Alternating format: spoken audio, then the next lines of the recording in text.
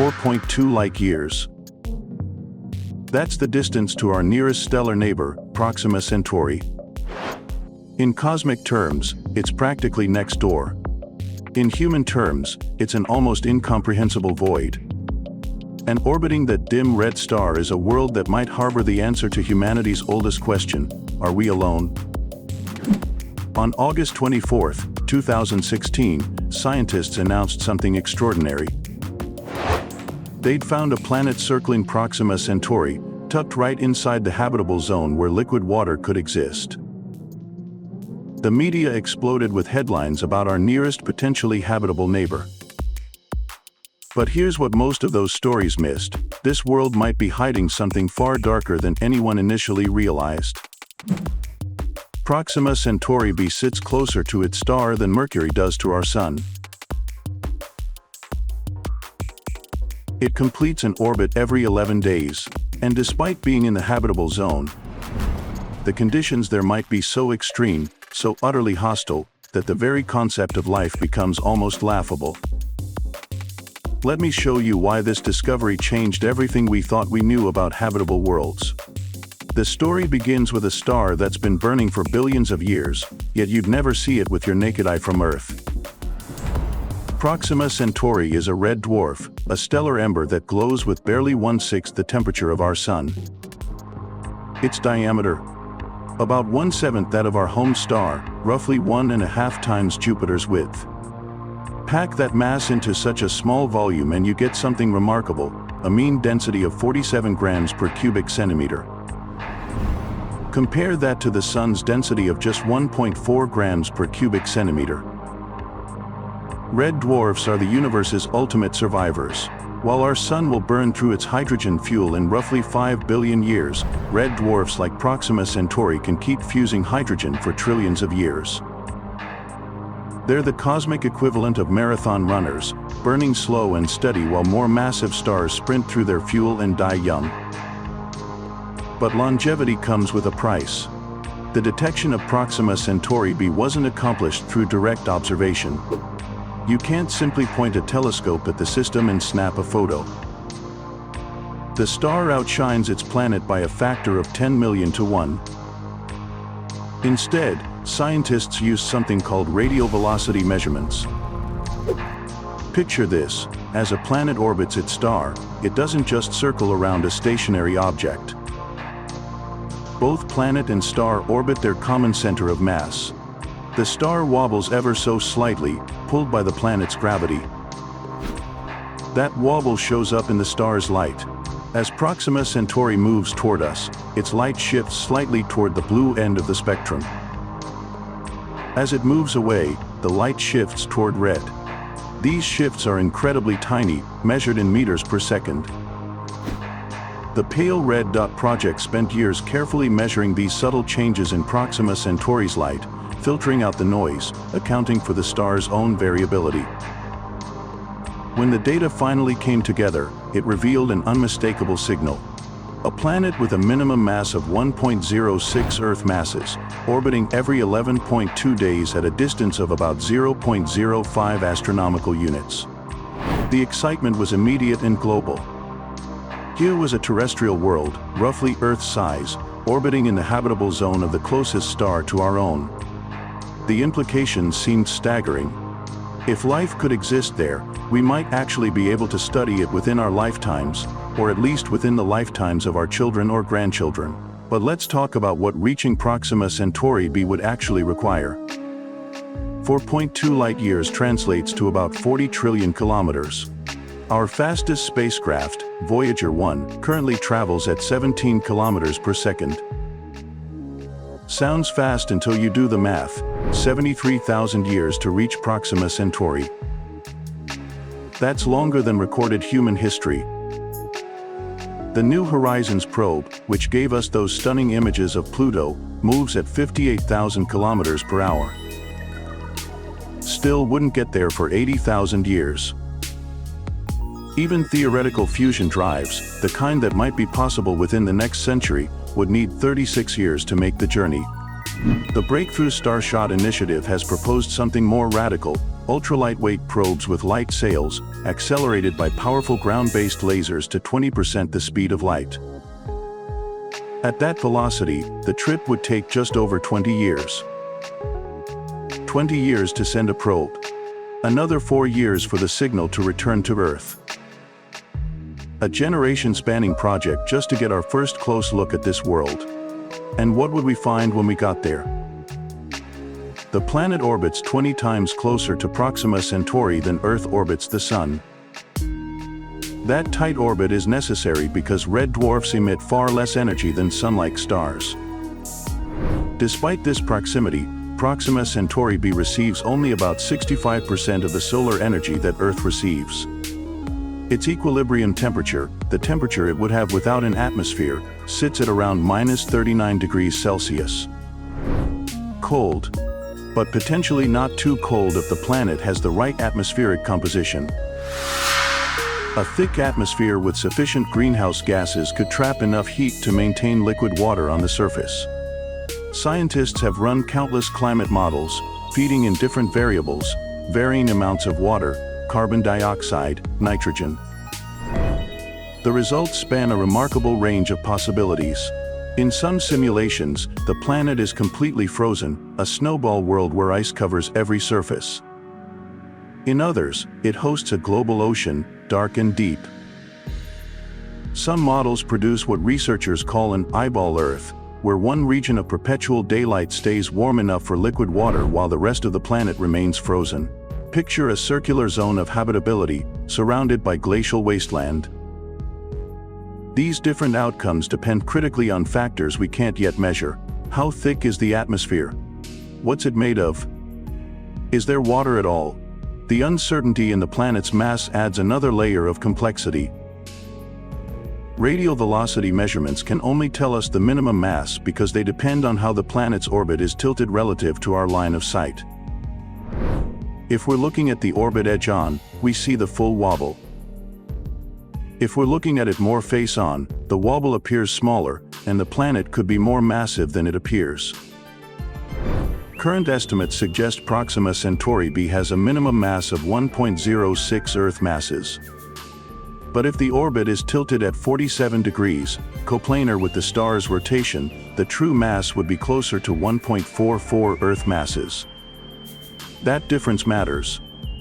A more massive planet would have stronger gravity, potentially holding on to its atmosphere more effectively. Or it might simply be a larger world with different geological activity. The formation history of this planet remains murky. Proxima Centauri itself might have been captured by the Alpha Centauri system, meaning it could be younger or older than its stellar companions, which are roughly 5 billion years old. If Proxima Centauri b formed in its current orbit, it would have experienced a hellish early environment. During the star's pre-main sequence phase, when it was much brighter and hotter, the habitable zone would have been farther out. For potentially 180 million years, the planet would have been too close to its star for water to exist as a liquid. Any water present would have evaporated into steam, which ultraviolet radiation would then split into hydrogen and oxygen. The hydrogen, being light, would escape to space. The oxygen might remain, but without hydrogen to bond with, there's no way to recreate water. This scenario resembles what scientists believe happened to Venus. Our sister planet likely had oceans early in its history. A runaway greenhouse effect boiled them away, leaving behind the toxic, superheated world we see today. Could Proxima Centauri b have suffered the same fate? The question of water loss leads us deeper into the planet's potential history. Models suggest the planet might have lost at least one Earth ocean's worth of water during its early years. Some estimates push that number much higher. Without water, the prospects for life dim considerably. But water loss isn't the only concern. There's another problem, one that cuts to the heart of whether this world could ever support life as we understand it. It involves the star's behavior, the planet's atmosphere, and a process of destruction that plays out over millions of years. This problem doesn't announce itself with dramatic headlines, but its implications might be even more devastating than simple water loss. Understanding this threat requires us to look more carefully at what happens when a planet orbits so close to its star, experiencing forces that Earth never encounters. The problem starts with tidal locking. When a planet orbits close enough to its star, gravitational forces act like brakes on its rotation. Over time, these forces slow the planet's spin until one side permanently faces the star while the other remains in perpetual darkness. Earth experiences a milder version of this effect with our moon, which always shows us the same face. The tidal force Proxima Centauri exerts on its planet is 939 times stronger than what the Sun exerts on Earth. That's not a force you can resist. Picture standing on Proxima Centauri B's surface. If you're on the day side, the star never moves in the sky. It hangs there, fixed, casting its dim red light across a landscape that never sees sunset. Walk to the other hemisphere and you enter permanent night, where stars will overhead in their familiar patterns but your own sun never rises. Between these extremes lies the terminator, the boundary zone where day meets night, where the star sits perpetually on the horizon. The consequences extend far beyond strange lighting. On the day side, temperatures soar as the star's radiation pummels the same hemisphere without pause. On the night side, temperatures plunge. Without the cycle of day and night to distribute heat, the planet develops extreme temperature gradients. Climate models suggest the day side could be hot enough to boil water while the night side freezes solid. Between these zones, violent winds would rage as air masses rush from hot to cold, trying desperately to equalize the temperature difference. But here's where things get strange. The night side wouldn't just be cold. It could become a graveyard for the atmosphere itself. As air cools, molecules slow down and lose energy. Cool them enough and gases begin to condense. Carbon dioxide, a common atmospheric component, freezes at -78 degrees Celsius. On a tidally locked world with no heat arriving on the night side, CO2 could literally fall out of the sky as snow, accumulating in massive glaciers of dry ice. The atmosphere would gradually migrate from the night side to the day side, thinning until the planet's air pressure drops to near vacuum levels. Unless something intervenes. A thick enough atmosphere could save the planet through heat transport. Air warmed on the day side would rise, flow toward the night side, cool, and sink, creating massive circulation cells that carry heat around the planet. Earth does this with its Hadley cells, the atmospheric circulation pattern that drives our trade winds. Proxima Centauri b would need something similar, but far more powerful. Climate models that simulate this scenario produce what scientists call an eyeball Earth. Picture a planet mostly covered in ice, with one circular region on the day side where temperatures stay above freezing.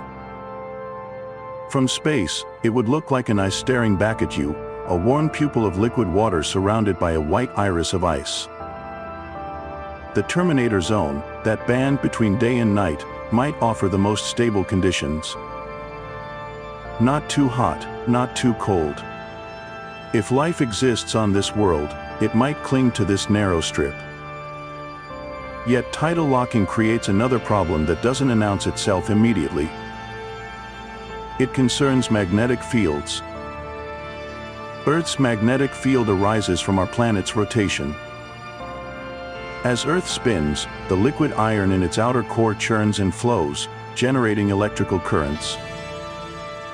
These currents produce the magnetic field that shields us from solar wind and cosmic radiation. It's a dynamo powered by rotation. Proxima Centauri b rotates once every 11 days, synchronous with its orbit. That's slow. Extremely slow compared to Earth's 24-hour day. The question becomes whether such sluggish rotation can maintain a dynamo. Some models suggest it can't. Without rapid rotation, the currents in the planet's core might not achieve the organization needed to generate a strong magnetic field. Other factors complicate this further. Tidal heating from the star's gravitational pull could warm the planet's interior, potentially disrupting the precise conditions needed for a magnetic dynamo to operate. No magnetic field means no shield. And without a shield, the planet faces the full fury of its star. Proxima Centauri isn't a quiet, stable star like our Sun. It's a flare star, and the distinction matters enormously. Our Sun produces flares occasionally, brief eruptions of energy that can disrupt satellites and power grids. These events make headlines when they occur. Proxima Centauri produces similar events not once in a century, but multiple times per day. Some of these flares are among the most powerful ever recorded in our galaxy. On May 1, 2019, astronomers observed Proxima Centauri suddenly brighten. Over just 7 seconds, the star's ultraviolet output increased by a factor of 14,000. Jets of plasma erupted outward, carrying energy equivalent to 100 times the most powerful flares our Sun produces. The event lasted briefly, but its effects would ripple through the entire planetary system. 50 hours of observations using the Atacama Large Millimeter Array detected 463 separate flare events. Not over years. Over 50 hours. The flares ranged in energy from 10 to the 24th power ergs to 10 to the 27th power ergs. Each lasted between 3 and 16 seconds. The planet orbiting this star faces a barrage of high-energy radiation that makes Earth's environment look gentle by comparison. What happens when such radiation hits a planetary atmosphere? The atmosphere doesn't simply absorb it. High-energy ultraviolet photons carry enough energy to break molecular bonds. When UV light strikes a water molecule, it can split it apart into hydrogen and oxygen. The hydrogen, being light, escapes to space. The oxygen might remain, but without hydrogen to combine with, you can't remake water. Over time, the planet's water inventory decreases, molecule by molecule, until the oceans vanish. Nitrogen faces a similar threat. On Earth, nitrogen makes up 78% of our atmosphere. It's an inert background gas that provides atmospheric pressure and moderates temperature. But nitrogen isn't immune to escape. During periods of intense atmospheric loss, escaping hydrogen atoms can collide with heavier nitrogen atoms and drag them along through a process called hydrodynamic escape. Models suggest that several bars of nitrogen, enough to create an Earth-like atmospheric pressure, could be lost in just a few million years. NASA scientists ran a simulation. They placed Earth in Proxima Centauri B's orbit and watched what happened. The model showed Earth's atmosphere being stripped away 10,000 times faster than it loses atmosphere in its actual orbit around the Sun. 10,000 times faster. At that rate, an Earth-like atmosphere wouldn't last 10 million years. The planet would be left bare. The early history of Proxima Centauri B makes this scenario even more likely. During its pre-main sequence phase, before the star settled into stable hydrogen fusion, Proxima Centauri was much brighter and hotter.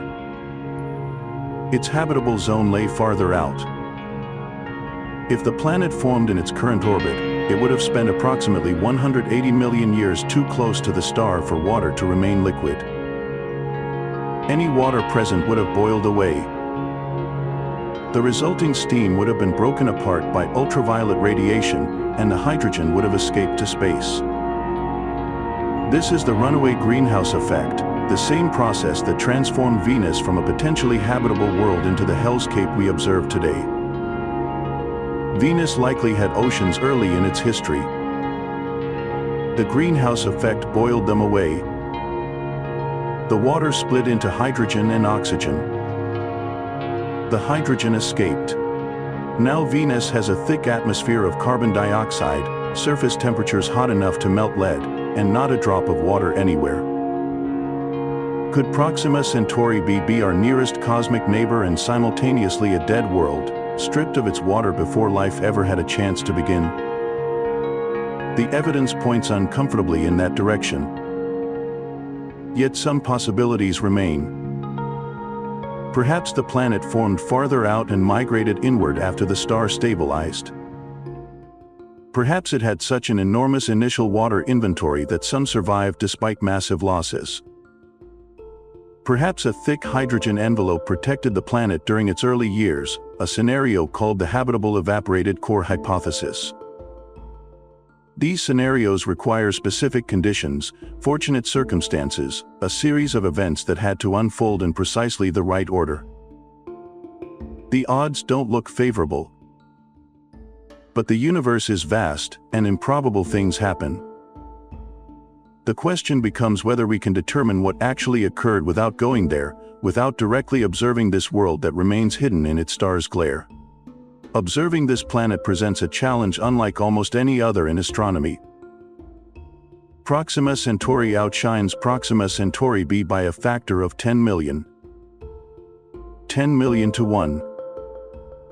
The planet's reflected light drowns completely in the star's overwhelming glare.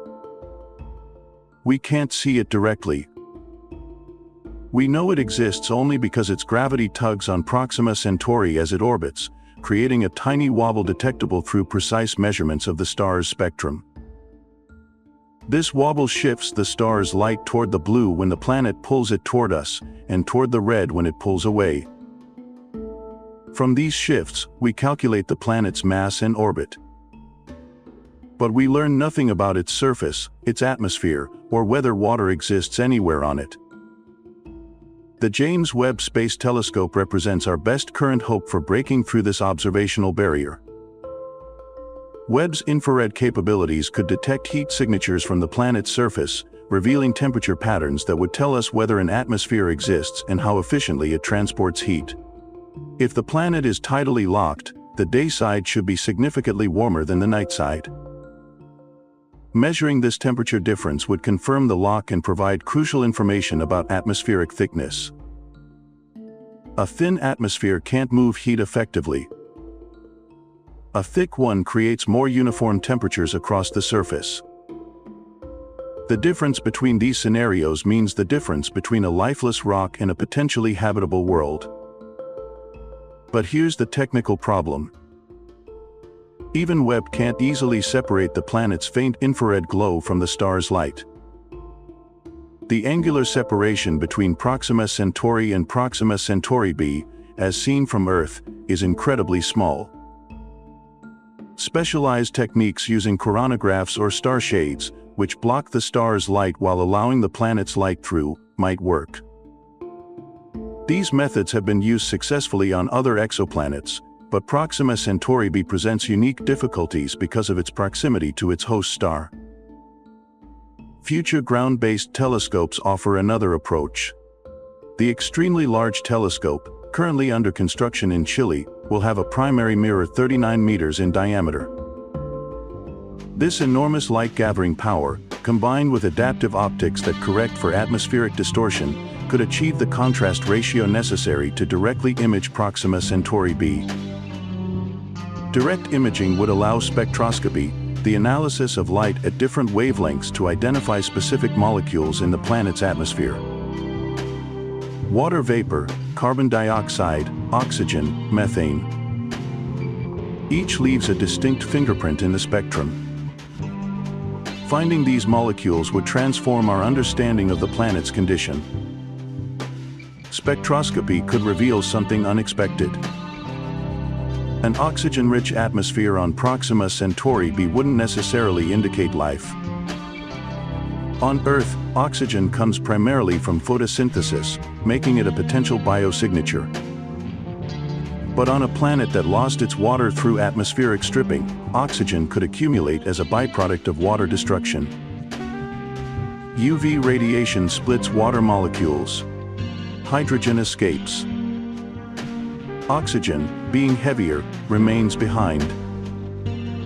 Over billions of years, this process could create an oxygen-rich atmosphere on a completely dead world. Scientists call this a false positive, a biosignature that doesn't actually indicate biology. Distinguishing between biological and abiological oxygen requires detecting other molecules simultaneously. Methane alongside oxygen suggests life, because these gases react with each other and shouldn't coexist unless something continuously produces them. The atmospheric models paint wildly different possible pictures of this world. If Proxima Centauri b is tidally locked with a thin atmosphere, most scenarios show an eyeball Earth configuration. One side faces the star perpetually. The intense radiation heats this region, potentially keeping a circular area of liquid water surrounded by ice that extends toward the night side. The night side itself remains frozen, possibly covered in thick ice sheets or even frozen nitrogen and carbon dioxide. The terminator, the boundary between day and night, might be the only temperate zone, a narrow ring where temperatures allow liquid water and where life, if it exists, would cluster. But this assumes the planet has water at all. The alternative scenario depicts something far bleaker. If atmospheric escape stripped away the oceans during the planet's early history, Proxima Centauri b might resemble Mars, a cold desert world with a thin atmosphere insufficient to support liquid water at any temperature. Surface pressure matters critically here. Water can't remain liquid below a certain atmospheric pressure regardless of temperature. On Mars, with surface pressure less than 1% of Earth's, liquid water is impossible except in the deepest depressions. If Proxima Centauri b lost most of its atmosphere, it lost the ability to host surface water even if some water ice remains underground. Another possibility involves a thick carbon dioxide atmosphere similar to Venus. If the planet retained significant volatiles but lost its water, carbon dioxide released from volcanic activity over billions of years could build up, creating a dense greenhouse atmosphere.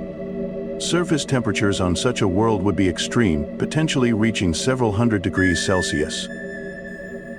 The pressure at the surface could be tens or even hundreds of times Earth's atmospheric pressure. This scenario creates a planet within the habitable zone by distance but rendered uninhabitable by its own atmospheric evolution. The magnetic field question adds another layer of uncertainty. Earth's magnetic field, generated by a dynamo in its liquid iron outer core, shields our atmosphere from the solar wind. Proxima Centauri b's rotation rate matters enormously for magnetic field generation. If the planet is tidally locked, rotating once every 11.2 days, this slow rotation might be insufficient to drive a dynamo. Without a magnetic field, the stellar wind hits the atmosphere directly. Charged particles strip away atmospheric molecules through a process called sputtering.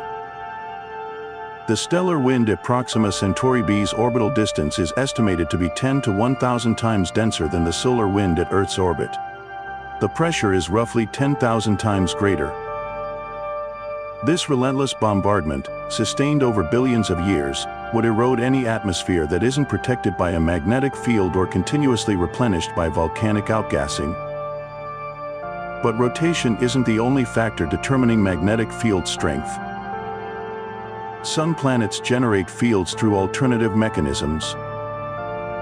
Tidal heating, if the planet's orbit is slightly eccentric, could keep the interior molten and convecting even without fast rotation. Jupiter's moon Io demonstrates this principle. Io has intense volcanic activity driven entirely by tidal heating from Jupiter's gravity. If Proxima Centauri b experiences similar tidal forces, its interior might remain hot enough to generate a magnetic field despite slow rotation. This would provide crucial protection for any atmosphere. The uncertainty surrounding all these factors makes prediction nearly impossible. We're dealing with a system where every parameter influences every other parameter. The presence or absence of water affects atmospheric composition, which affects greenhouse heating, which affects temperature distribution, which affects whether water can remain liquid. The magnetic field affects atmospheric retention, which affects pressure, which affects whether liquid water is possible. The planet's formation history affects its initial volatile inventory, which affects everything that follows. We're trying to solve an equation with dozens of unknowns. What we need is direct observation. Not models, not simulations, but actual data from the planet itself. The technology to obtain this data is developing rapidly. Within the next decade, new telescopes and instruments will come online with capabilities specifically designed for characterizing nearby rocky exoplanets. Proxima Centauri b will be among the first targets. These observations won't be easy. Even with the best instruments, extracting a planetary signal from the overwhelming stellar glare requires sophisticated data processing and long observation times. But the payoff justifies the effort. Confirming the presence or absence of an atmosphere, detecting specific molecules, measuring surface temperature. Each piece of data narrows the range of possibilities and brings us closer to understanding what this world actually looks like. There's also the possibility of detecting technosignatures, signs of technology if an advanced civilization exists there. Radio telescopes have searched for artificial signals from Proxima Centauri. So far, they've found nothing. But absence of evidence isn't evidence of absence. A civilization using technologies we haven't imagined wouldn't produce the radio signatures we're looking for. Or perhaps they exist but aren't broadcasting. Or perhaps they existed in the past and are now gone. Or perhaps they never arose at all because the planet's conditions proved too hostile for complex life to develop. The distance to Proxima Centauri, while vast by human standards, is tantalizingly close in cosmic terms. 4.2 light-years. If we could send a probe there, traveling at 20% light speed as proposed by the Breakthrough Starshot initiative, it would arrive in approximately 21 years. The engineering challenges are immense. Accelerating a spacecraft to that velocity requires lasers far more powerful than anything currently built. The probe would need to be incredibly small and light, essentially a computer chip with a light sail. It couldn't carry much scientific equipment. And it couldn't slow down upon arrival, meaning it would have only a brief window to gather data as it flew past at tremendous speed. But imagine what that flyby could reveal. Direct images of the planet's surface. Measurements of its magnetic field. Spectroscopic analysis of its atmosphere from close range. Confirmation of whether oceans exist. Detection of biological or geological activity. 21 years to reach it. 21 more for the data to return to Earth. 42 years total.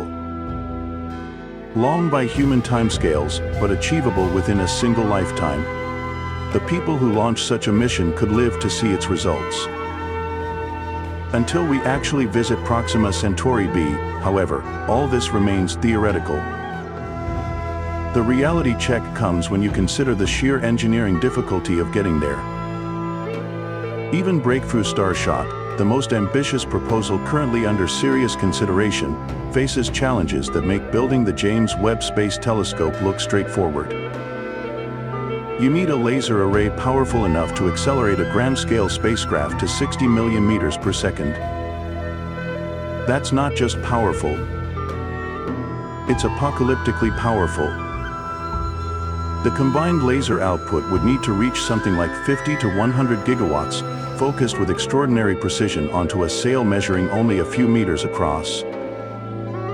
At full power, this laser system would be visible from Proxima Centauri itself. An alien civilization there with telescopes pointed our way would see a bright flash from Earth lasting several minutes as the acceleration phase completed. They'd know something had just been launched toward them. The spacecraft itself couldn't carry much instrumentation. At those velocities, hitting a dust grain delivers energy equivalent to an exploding hand grenade. The craft needs shielding, but shielding adds mass, and mass is the enemy of acceleration. Every gram counts. You're essentially trying to pack scientific instruments, power systems, communication equipment, and shielding into something weighing less than a postage stamp. And there's no slowing down. The craft would scream past Proxima Centauri b at 20% light speed, crossing the entire planetary system in minutes. Whatever data gets collected must be transmitted back to Earth during that brief window, across 4.2 light-years of space, using a transmitter powered by something smaller than your phone. The technical problems multiply the more you examine them. Interstellar space isn't empty. It contains hydrogen atoms, maybe 1 per cubic centimeter. At 20% light speed, those atoms hit with the energy of radiation. The accumulated dose over 4.2 light-years would destroy most electronics unless heavily shielded, which again adds mass. Cosmic rays present another hazard. High-energy particles from distant supernovae and active galactic nuclei constantly bombard the spacecraft. One unlucky hit to a critical component ends the mission. With such a tiny craft, redundancy is nearly impossible. Then there's aiming. At 20% light speed, the spacecraft crosses the distance to the Moon in about 6 seconds. A targeting error of 1 degree means missing Proxima Centauri b by millions of kilometers. Course corrections during flight require propulsion systems, which add mass and complexity. The laser acceleration phase must be extraordinarily precise. Communication presents its own nightmare. The data transmission from the flyby travels back to Earth at light speed, taking 4.2 years to arrive. The signal strength decreases with the square of distance. By the time it reaches Earth, the received power is measured in attawatts. That's 10 to the -18th watts. Detecting it requires enormous receiving antennas and signal processing techniques that filter the spacecraft's transmission from the ocean of cosmic radio noise. Despite all this, breakthrough starshot remains the most plausible method for reaching Proxima Centauri b within a human lifetime. The alternatives are worse. Chemical rockets are hopeless. The tyranny of the rocket equation makes interstellar travel impossible with chemical propulsion. You'd need more fuel than exists in the solar system to reach even a small fraction of light speed. Nuclear propulsion helps, but not enough. Project Daedalus, designed in the 1970s, proposed using fusion rockets to reach Barnard's star. The spacecraft would have massed 50,000 tons, mostly fuel, and required technology we still don't have 50 years later. It could reach 12% light speed, making the trip to Proxima Centauri in about 36 years. But building it requires mining helium, free from Jupiter's atmosphere, and assembling the craft in orbit. The project would cost trillions and take decades of preparation. Antimatter propulsion offers better efficiency but faces the problem that antimatter doesn't exist naturally. Every gram must be manufactured in particle accelerators. Current production rates measure in nanograms per year. Scaling up to the quantities needed for interstellar flight would require energy production far beyond current global capacity. Generation ships avoid the speed problem by accepting the journey will take thousands of years. You build a self-sustaining habitat, launch it on a slow trajectory, and the descendants of the original crew arrive at the destination. This creates biological and social problems that make the engineering look simple. How do you maintain genetic diversity in a population of a few thousand over hundreds of generations? How do you preserve knowledge and purpose across millennia? What happens when the ship arrives and the inhabitants have evolved a completely different culture with no memory of why the journey began? Each propulsion method hits fundamental limits. Physics doesn't provide obvious solutions. We can't manipulate spacetime to create wormholes for warp drives. Those concepts remain firmly in the realm of speculation, requiring exotic matter with negative mass or energy densities that might not exist. So for the foreseeable future, Proxima Centauri b remains out of reach. We can observe it with telescopes. We might eventually send tiny probes. But human visitors? That requires either revolutionary breakthroughs in physics or a commitment to multi-generational projects that our civilization hasn't demonstrated the stability to undertake. Which brings us back to the question of what we're actually observing. Without direct investigation, how certain can we be about conditions at Proxima Centauri b? The answer is we can't be certain at all. We're making educated guesses based on limited data. The planet's mass comes from radial velocity measurements that only give minimum values. Its radius is unknown because it doesn't transit. The atmospheric composition is completely unconstrained. The surface conditions are modeled, not measured. Different research teams using different assumptions produce wildly different conclusions. One study finds the planet could maintain liquid water on its surface. Another concludes it's a desiccated rock stripped of volatiles billions of years ago. A third suggests it's an ocean world with no land masses. A fourth proposes it's completely frozen. They're all working from the same observational data. The divergence comes from different choices about unknown parameters. How much water did the planet start with? How strong is its magnetic field? What's the atmospheric composition? How efficient is heat transport from dayside to nightside? Each assumption cascades through the models, producing dramatically different outcomes. Change one parameter and a habitable world becomes a frozen wasteland. Change another and the frozen wasteland becomes a scorched desert. This isn't sloppy science. It's the reality of studying a world you can't directly observe.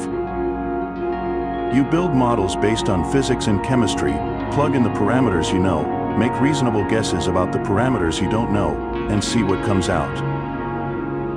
Then you try different guesses and see how much the results change. What emerges is a probability distribution rather than a single answer. Proxima Centauri b might be habitable. It might be completely hostile. The observations we have don't definitively exclude either possibility. The situation improves as telescope technology advances. Instruments coming online over the next decade will directly image nearby exoplanets, separating their light from their host stars. Spectroscopy of that light reveals atmospheric composition. The presence of water vapor, oxygen, methane, carbon dioxide, each molecule leaves distinctive absorption lines in the spectrum. But even spectroscopy has limits. Detecting biosignatures requires more than just finding oxygen. Oxygen can be produced by non-biological processes. Ultraviolet radiation splits water molecules, releasing oxygen that accumulates if the planet lacks a mechanism to remove it. A lifeless world stripped of its oceans could have an oxygen-rich atmosphere, mimicking the signature of a living planet. True confirmation requires detecting combinations of gases that wouldn't coexist without life maintaining them. On Earth, oxygen and methane react with each other. They only persist together because biological processes continuously replenish both. Finding that combination on Proxima Centauri b would be compelling evidence for life. The observations won't be easy or quick. Extracting a planetary spectrum from stellar glare requires long integration times and sophisticated data processing. Early attempts will have large error bars. Confirming the presence of specific molecules takes multiple observations with different instruments to rule out false positives. And that's assuming the planet has an atmosphere thick enough to produce detectable spectral features. If stellar activity stripped away most of the atmosphere millions of years ago, there might not be enough gas left to characterize.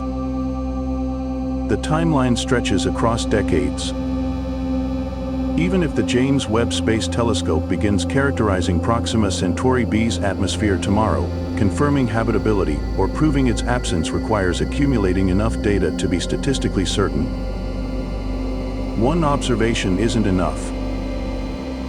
You need repeated measurements across different wavelengths, different orbital phases, different stellar activity states. Each observation campaign takes months to schedule, execute, and analyze. The scientific process moves deliberately because mistakes are costly.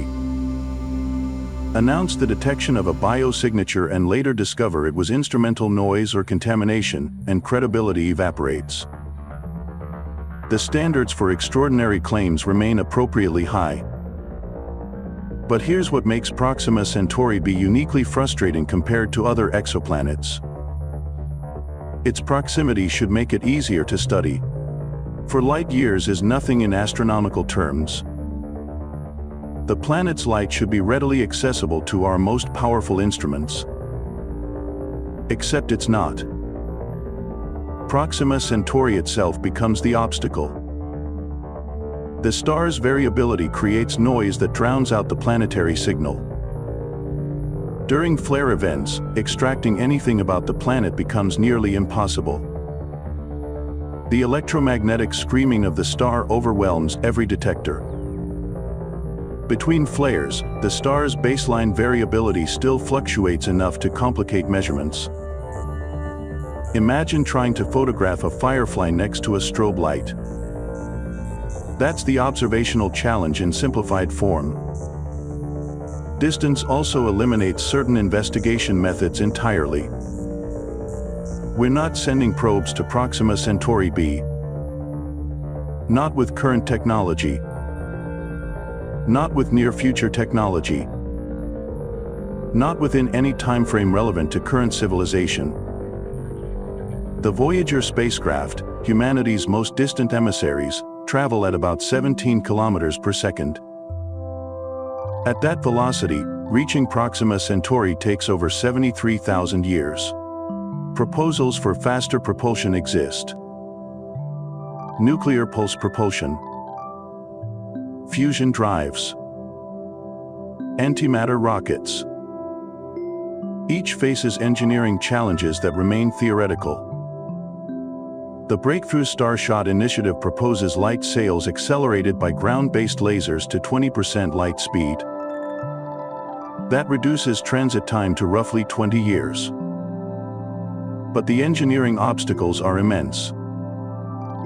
The sail must survive acceleration forces that would vaporize conventional materials.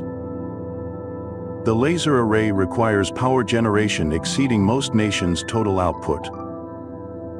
And deceleration upon arrival has no proposed solution.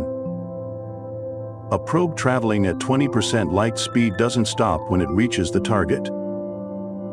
It flashes through the system in hours, gathering data at a rate that might fill a few hard drives before disappearing back into interstellar space.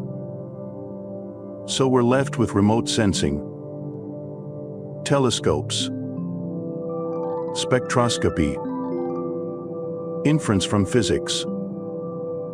Which brings us to perhaps the strangest aspect of the entire situation. Everything we know about potentially the most important planet humanity has ever discovered comes from watching a star wobble. The planet itself has never been directly observed. Every specification, every model, every conclusion derives from how Proxima Centauri moves in response to gravitational tugs. The Doppler method measures velocity changes as the star moves toward and away from Earth. Those velocity changes imply a mass. The timing of those changes implies an orbital period. The orbital period implies a distance. The distance combined with stellar luminosity implies a temperature. Every step introduces uncertainty. Every inference rests on assumptions. Consider what happens if one fundamental assumption is wrong. Current models assume Proxima Centauri b is a rocky planet like Earth or Mars. But what if it's not? What if it formed as a mini Neptune with a massive hydrogen envelope? The radial velocity measurements would look identical.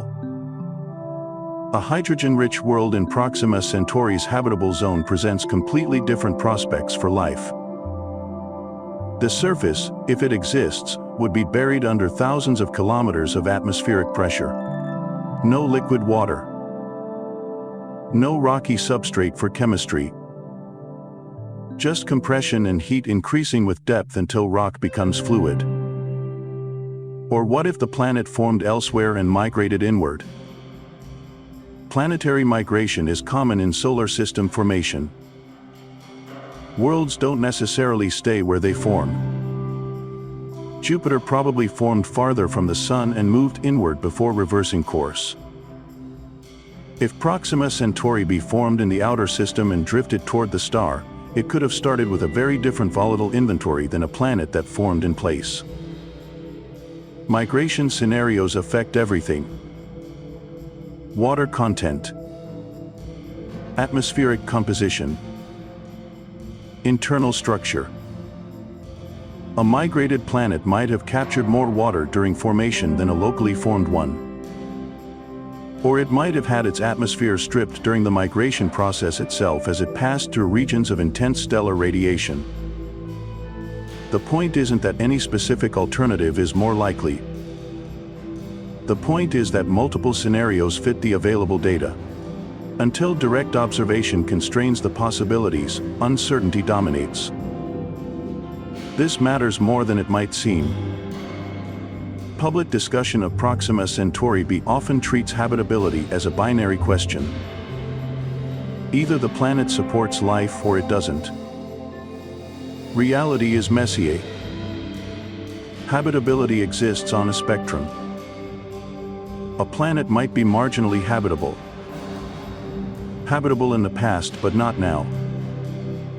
Habitable only in specific regions. Habitable but lifeless because life never arose. Each outcome has different implications. Take the scenario where Proxima Centauri b once had liquid water but lost it billions of years ago. That world teaches us about atmospheric escape mechanisms around red dwarfs. It provides data on how stellar radiation interacts with planetary magnetospheres. It constrains models of water loss that apply to thousands of other exoplanets. Scientifically valuable, even if disappointing for those hoping to find life. Now consider the alternative where Proxima Centauri b currently maintains liquid water on its surface despite stellar activity.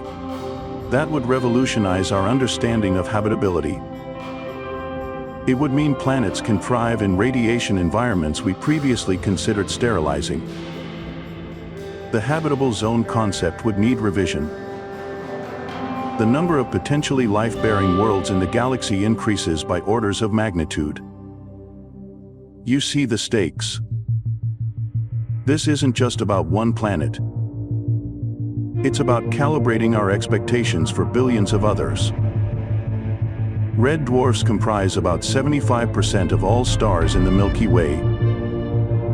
If their planets can be habitable despite intense stellar activity, the universe becomes far more hospitable to life. If they can't, potentially habitable real estate shrinks dramatically. Proxima Centauri b is the test case. The nearest example. The one we'll characterize first. Whatever we learn there propagates through all subsequent exoplanet research. The waiting is difficult. When the discovery was announced in 2016, excitement peaked immediately.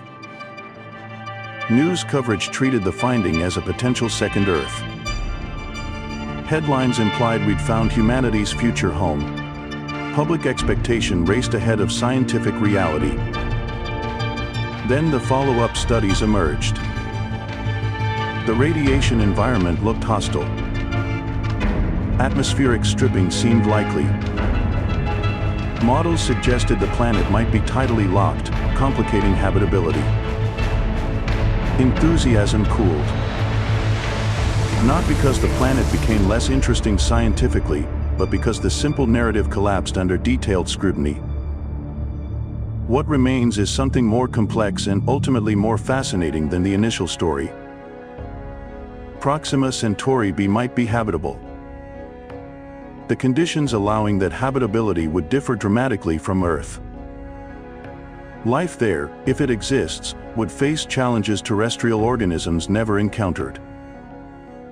The evolutionary paths would diverge from anything in our biosphere. Understanding those differences matters more than finding a cosmic twin. Earth-like planets are interesting because they're familiar. Alien worlds are interesting because they expand our conception of what's possible. A habitable planet around Proxima Centauri wouldn't be Earth-like in any meaningful sense. It would be Proxima-like. A product of its specific environment, adapted to its specific challenges, existing under conditions we're still learning to model. That world, if we ever characterize it properly, teaches us what life looks like when it evolves under a red sun. When stellar flares are routine rather than catastrophic. When one hemisphere never sees night and the other never sees day. When the concept of seasons doesn't exist because orbital periods last 11 days. The question isn't whether we find life there. The question is whether we'd recognize it if we did. Recognition requires frameworks. Categories we've already defined. When scientists search for biosignatures in exoplanet atmospheres, they look for specific molecular combinations. Oxygen and methane together. Phosphine in unusual concentrations. Molecules that shouldn't coexist in equilibrium chemistry but do when life mediates the reactions. Those searches assume biochemistry operates similarly everywhere. Carbon-based metabolism. Water as a solvent. Energy gradients life can exploit through familiar pathways. But what if Proxima Centauri b developed something fundamentally different? Not just exotic biochemistry using different solvents or elements, but information processing systems we wouldn't classify as alive using terrestrial definitions. The philosophical problem deepens when you consider detection methods. We search for what we know to search for. Oxygen in an atmosphere stands out because Earth's oxygen comes almost entirely from photosynthesis. But Proxima Centauri b could have oxygen from photolysis, water molecules broken apart by intense UV radiation, leaving oxygen behind without any biological input. That oxygen-rich atmosphere might look like a biosignature when it actually signals the opposite. A dead world that lost its water. Similarly, methane on Earth mostly comes from biological sources.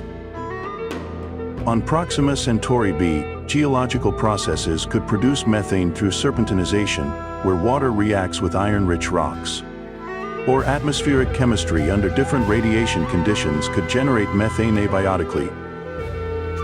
The same molecule, completely different origin. This ambiguity isn't just academic.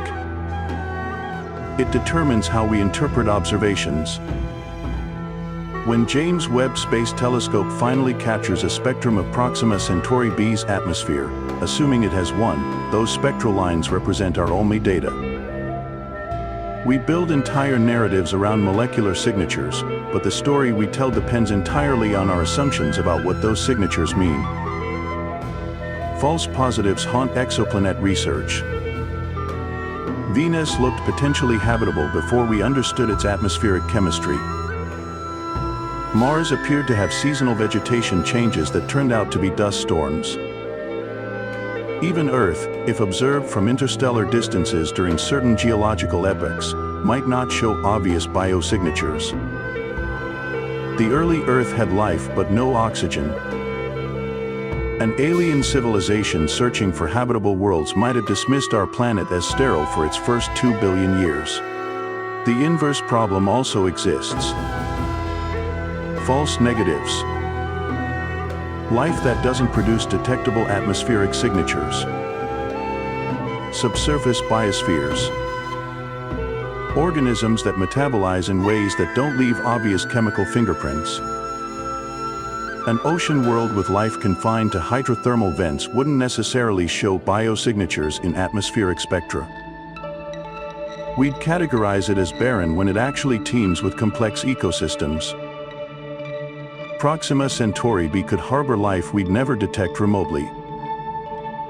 Imagine organisms adapted to survive in cracks within tidally heated rocks. Or microbial communities living in briny underground aquifers, insulated from the radiation-blasted surface. These scenarios are biologically plausible.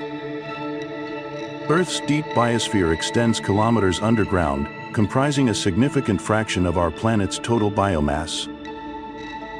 But you'd never know it existed by analyzing atmospheric composition from space. The detection problem becomes even more complicated when you consider non-biological complexity. Could Proxima Centauri b have something that processes information and responds to environmental conditions without being alive in any sense we'd recognize? Autocatalytic chemical networks that maintain themselves far from equilibrium. Mineral systems with emergent organizational properties. Phenomena that blur the boundary between chemistry and biology without crossing it. These aren't idle speculations. They're questions about the limits of our conceptual framework. Life as we know it represents one solution to the problem of maintaining order against entropy. But the universe is large and has been running experiments for billions of years. The probability that Earth's solution is the only viable one seems vanishingly small. This brings us to the spacecraft problem. Even if we can't detect life remotely, we could potentially visit Proxima Centauri b directly. The Breakthrough Starshot initiative proposes launching thousands of tiny spacecraft accelerated by ground-based lasers to 20% light speed. At that velocity, the journey takes just over 20 years. 20 years sounds manageable. A mission launched today could return data within a human lifetime. But the engineering challenges are staggering. The spacecraft would need to survive interstellar space for 2 decades, endure particle impacts at relativistic speeds, and function perfectly upon arrival without any possibility of repair or recalibration. And here's the critical limitation. At 20% light speed, you can't slow down. These wouldn't be orbiters or landers. They'd be flyby probes, screaming past Proxima Centauri b at 60,000 kilometers per second, collecting data during a brief window lasting minutes or possibly seconds. Then continuing into interstellar space forever. The data return would be extraordinary even from a flyby. Direct imaging of the planet's surface. Atmospheric composition measurements. Magnetic field detection. Particle environment characterization. Questions that would take decades to answer with telescopes could be resolved definitively in minutes. But a flyby can't search for life comprehensively. Can't orbit to study different regions. Can't descend to the surface to analyze soil chemistry. Can't drill through ice to sample subsurface oceans. The spacecraft either detects obvious signatures during its brief passage or the question remains unanswered. More sophisticated missions would require deceleration upon arrival. That changes everything. The mass budget explodes. Carrying enough fuel to slow from 20% light speed back to orbital velocities makes the spacecraft too massive to accelerate in the first place. Nuclear pulse propulsion might work, but the engineering becomes fantastically complex. Project Daedalus, designed in the 1970s, proposed a fusion-powered starship that could reach nearby stars within a human lifetime. The spacecraft would mass 54,000 tons, mostly fuel, and use controlled thermonuclear explosions for propulsion. Modern recalculations suggest a modified Daedalus could reach Proxima Centauri in about 36 years. 36 years from launch to arrival. Another 4 years for signals to return to Earth at light speed. A mission launched today would return its first results around 2065. Within the lifetime of people currently alive, barely. The generational question looms. Would civilization maintain interest in a mission spanning 4 decades? Would the scientists who designed it still be alive when data arrives? Would humanity even remember launching it by the time results come back? Historical precedent suggests maybe. Voyager 1 launched in 1977. It's still transmitting data 48 years later. New Horizons launched in 2006, reached Pluto in 2015, and continues exploring the Kuiper Belt. We've demonstrated the ability to maintain missions across decades when the scientific payoff justifies the investment. But those missions explored our own solar system. Proxima Centauri b exists in another star system entirely. The psychological distance matters. It's not ours. It's fundamentally alien territory. The emotional investment differs from exploring planets that orbit our own sun. Yet the scientific justification couldn't be stronger. Every question about exoplanet habitability, atmospheric evolution, and the prevalence of life in the universe comes into sharper focus with data from Proxima Centauri b. It's the calibration point. The ground truth. The one exoplanet close enough to study in detail within foreseeable technological capabilities. The alternative is waiting for better telescopes, larger mirrors, more sensitive instruments, space-based interferometers. Each generation of observatory provides more detailed atmospheric spectra. Eventually, we might resolve surface features directly. But remote observation always leaves ambiguities. Always requires inference. Always depends on assumptions about atmospheric chemistry and planetary conditions. Only a spacecraft provides certainty. Direct measurement. Unambiguous data. The difference between believing a planet has water vapor in its atmosphere and actually detecting that vapor with instruments physically present in the planet's vicinity. So we face a choice. Commit resources to an interstellar mission knowing the returns won't arrive for decades. Or continue improving remote observation capabilities, accepting the limitations inherent in analyzing starlight filtered through a distant atmosphere. The decision reveals something about our species. Are we patient enough to plant seeds we won't harvest? Willing to invest in knowledge that benefits future generations more than ourselves? Or do we demand immediate returns, relegating interstellar exploration to Sunday when it's easier? Proxima Centauri b doesn't care about our timeline. It orbits its star every 11 days regardless of whether we're watching. If it has life, that life evolved without waiting for humanity's permission. If it's barren, those empty landscapes exist independent of our curiosity. The planet represents a test. Not of habitability, but of human ambition. Whether we're content to wonder from a distance or willing to close the gap between speculation and knowledge.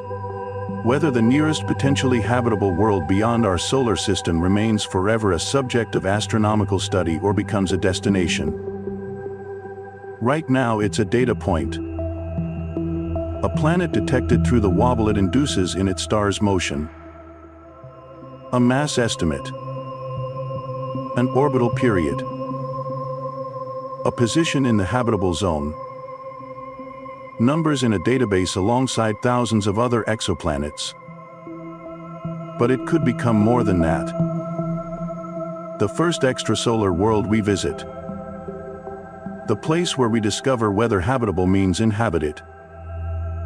The planet that teaches us what life looks like when it evolves under a red sun's violent gaze. Everything depends on what we choose to do with the knowledge that it's there, waiting, just 4.2 light-years away. So here we are, standing on Earth, staring outward at a world that sits closer to us than any other star system, yet might as well exist in another universe entirely. Proxima Centauri b occupies this strange position in human consciousness. Close enough to feel relevant. Far enough to remain fundamentally unknowable with current technology. The dark secret wasn't what we expected when the discovery was announced in 2016. Headlines proclaimed a potential second Earth. The reality proved far more nuanced and considerably more hostile.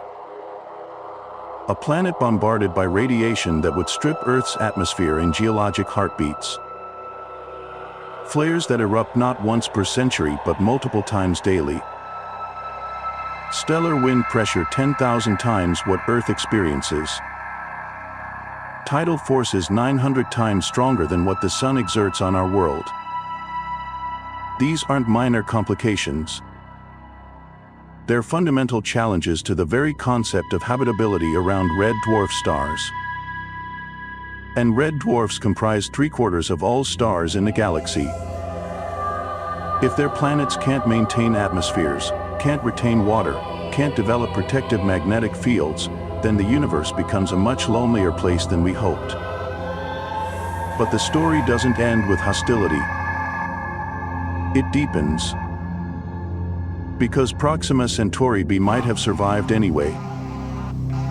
Might have maintained its atmosphere through some combination of factors we haven't fully modeled. Might have enough volcanic outgassing to replenish what stellar activity strips away. Might possess a magnetic field generated through mechanisms we don't yet understand. Might host liquid water in protected regions even while the rest of the surface freezes or burns.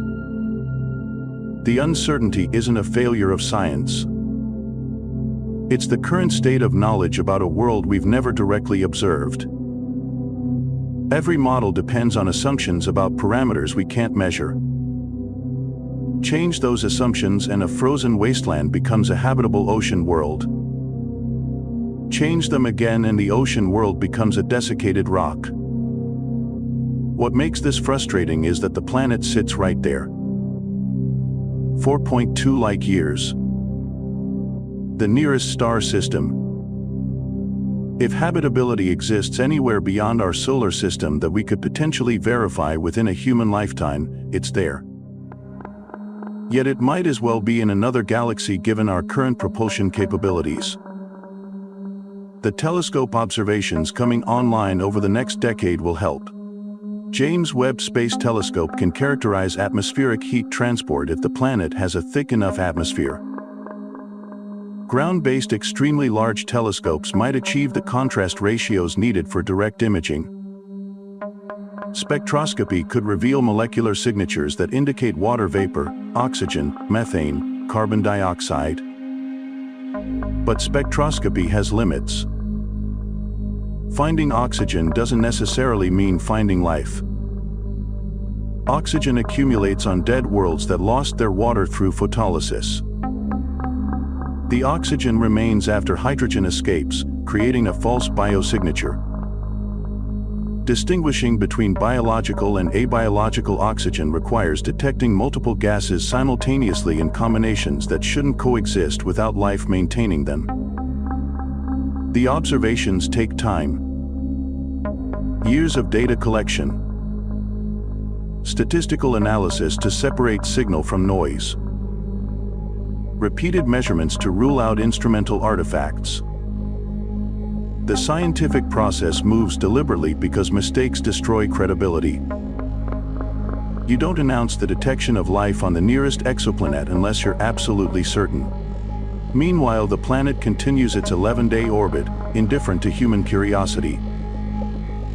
If life exists there, it evolved under conditions Earth never experienced. Organisms adapted to stellar flares as routine environmental features rather than catastrophic events. Biochemistry operating under intense UV radiation. Ecosystems confined to narrow habitable zones between frozen nightsides and scorched daysides. We wouldn't recognize that life immediately. Our biosignature searches assume Earth-like chemistry. Oxygen from photosynthesis. Methane from biological processes.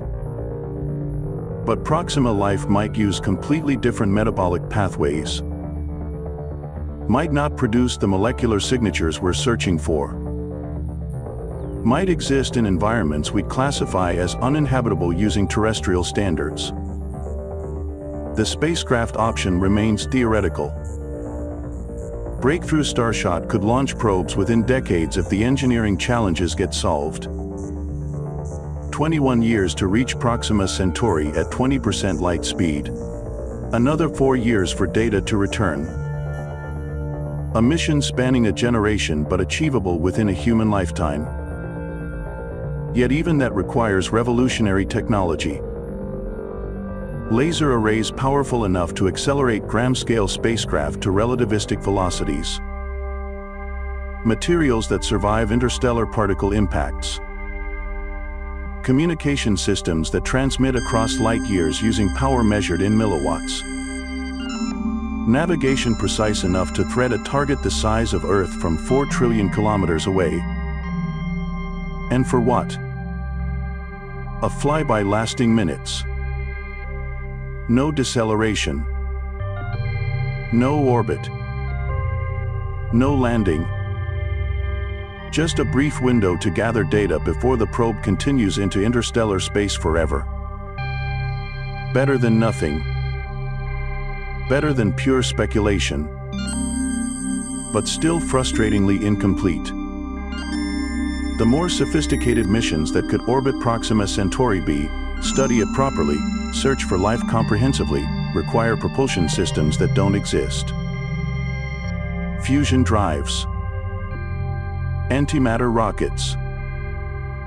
Technologies that remain theoretical decades after their initial proposal. The engineering challenges compound. The timeline stretch to centuries. The resources required exceed anything humanity has collectively attempted. So we're left waiting.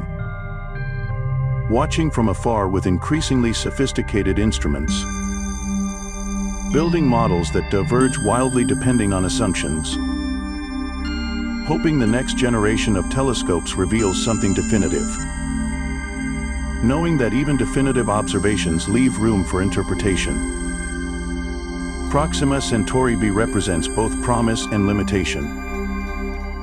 Promise that habitable worlds might exist at stellar distances we could theoretically reach. Limitation that even the closest exoplanet remains functionally inaccessible with current technology. It's the planet that should answer our questions about habitability around red dwarfs, but instead raises more questions than it resolves. The dark secret turns out to be uncertainty itself. We found a world in the habitable zone of the nearest star and discovered we can't determine whether it's actually habitable. Can't confirm whether it has water. Can't verify whether its atmosphere survived stellar bombardment. Can't detect whether life arose there despite the hostile conditions. And perhaps that's appropriate. The universe doesn't owe us easy answers. Doesn't arrange itself for human convenience. Proxima Centauri B exists in the state it exists regardless of whether we understand it. Our ignorance reflects the limitations of our perspective, not any deficiency in the planet itself. The coming decades will narrow the uncertainty. Better instruments. More detailed models. Eventually direct observation through spacecraft if we commit the resources. But even then, even with data from probes that actually visit the system, ambiguities will remain. Life might hide in subsurface oceans we can't sample. Might operate through biochemistry we don't recognize. Might have existed in the past and left traces we can't interpret. The search for life beyond Earth always involved confronting these ambiguities. Proxima Centauri b makes them immediate and tangible because the world sits close enough to feel within reach. It's the exoplanet that should be easiest to characterize and instead proves most frustrating precisely because of its proximity. We know it's there. We know roughly what it is. We just can't determine the details that matter most. So the planet remains what it's always been. A world orbiting a red dwarf star 4.2 light-years away. Potentially habitable. Possibly hostile. Definitely alien. The closest exoplanet to Earth and simultaneously one of the most mysterious. Not because we lack interest or capability, but because the universe maintains its secrets even when they're practically in our cosmic backyard. That's the real lesson. Distance isn't measured only in light-years. It's measured in technological capability, observational precision, and the fundamental difficulty of understanding worlds we can't visit. Proxima Centauri b taught us that proximity doesn't equal accessibility. That nearby doesn't mean knowable. That the closest potentially habitable world beyond our solar system remains profoundly alien despite being our nearest neighbor. The dark secret wasn't about the planet. It was about us. About the limits of what we can know from here. About how much remains unknown even when we're looking at the closest possible target. About how the universe resists easy categorization no matter how sophisticated our instruments become. Proxima Centauri b will reveal its secrets eventually. Through better telescopes or visiting spacecraft or some technology we haven't invented yet. But it will reveal them on its own timeline, not ours. And when those secrets finally emerge, they'll probably raise more questions than they answer. Because that's how exploration works. Each answer opens new uncertainties. Each discovery reveals deeper mysteries.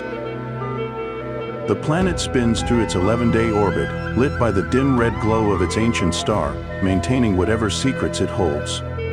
Waiting for us to develop the capability to truly see it. Or perhaps indifferent to whether we ever do. Either way, it's there. The closest alien world. Still hiding its dark secret. Still waiting.